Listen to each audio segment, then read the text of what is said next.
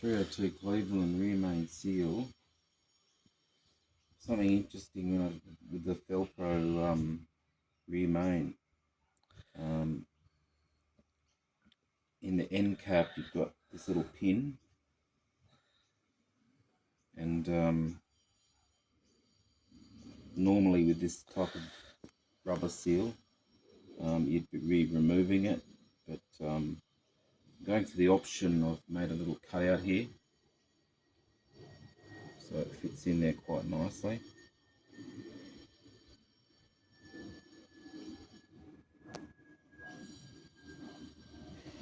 You can locate that, and it fits in there beautifully. There we go. So you can see an even surface around here. The only thing is it's slightly off center, which is okay. So obviously that's in orientation. That's the inside lip here. So that's the sharp part here on the inside. So that lip will seal the oil from coming out that way towards the back.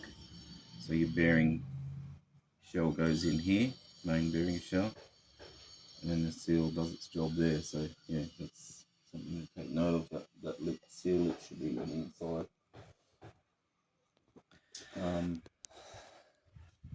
There's also something to note. I have a speed. What is it? Speed.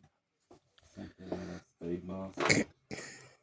Set of seals here. I've got a whole gasket set, and they do have these, and yeah, they're pretty similar. But I'm thinking they're made in China. So a lot of people have been recommending the Felpros.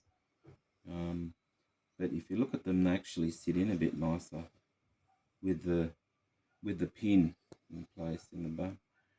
Actually sit in there better. So, but we want to use the Felpros because I'm thinking that rubber's better.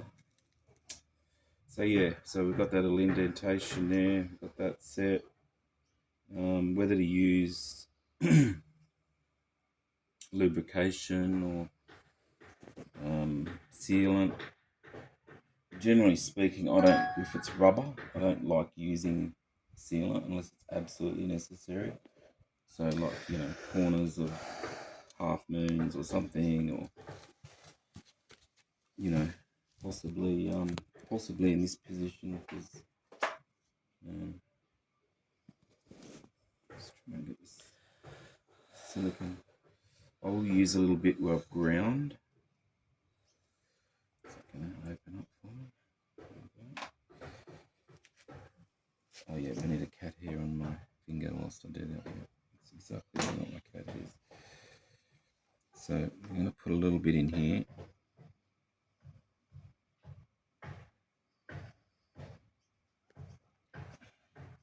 And that's basically just to cover the damage, but I mean, I'm worried that it could spin. I don't think it will, but now, and there's lots of metal there. Like I can't push that. It's not weakened it. It's actually pretty good. So I'll put that into place.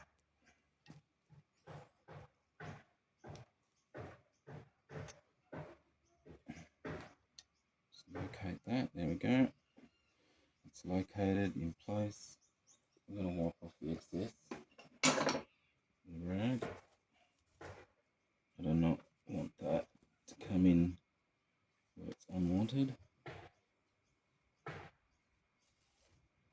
So that should be it. Now we're looking at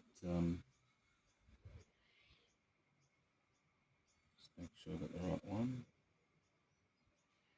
Yeah, it's got the little Ford symbol on it. I don't know if you can see that little Ford symbol there. Same as this one. Don't want to mix up my seals. So that goes there. I believe that because they sit out so much, if you look, there's a huge amount of pressure that's going to be applied to that. I don't think it needs sealing or anything. So I'm going to put it in dry, except for that little part where the key notch is there, that little thing, whatever you want to call it. Then I'm going to put this on. I'm just going to take note that it is slightly off center. I'm going to put that down, that up a bit.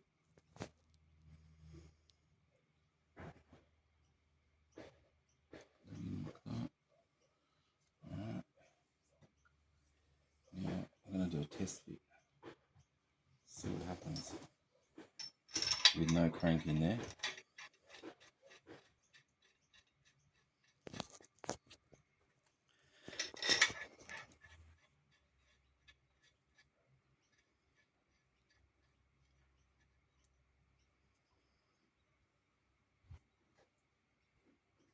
Now, if you have a look at the back, that's the gap. It's a huge gap. That side's pretty damn close, but that's a massive gap. I just want to see what happens when I tighten that down. See what happens to that seal. So I'll get something to tighten it up. I'll pause the video.